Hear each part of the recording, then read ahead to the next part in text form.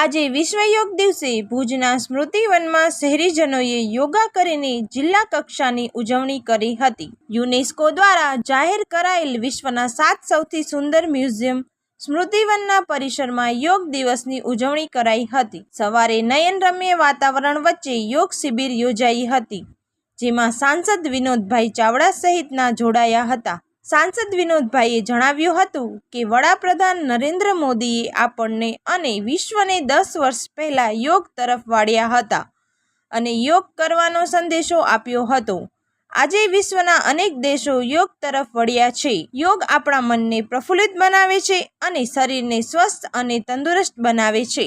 સૌપ્રથમ તો આજે વિશ્વ યોગ દિવસની ઉજવણી જ્યારે સમગ્ર દેશ અને દુનિયાની અંદર થઈ રહી છે, ત્યારે હું સૌને મારી હૃદયપૂર્વકની શુભકામના અને શુભેચ્છા પાઠવું છું।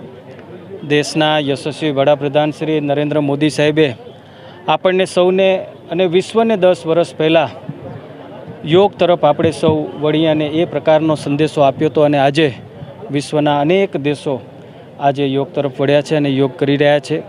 આપણને સમસ્ત ભારતવાસીઓ માટે એક ગૌરવની વાત છે। યોગ આપણા મનને પ્રફુલ્લિત બનાવે છે, યોગ આપણા શરીરને સ્વસ્થ અને તંદુરસ્ત બનાવે છે અને યોગ આજે શહેર અને ગામડા અને ઘર તરફ જ્યારે થઈ રહ્યું છે, ત્યારે આજે સમાજ આપણો સ્વસ્થ અને તંદુરસ્ત રહે।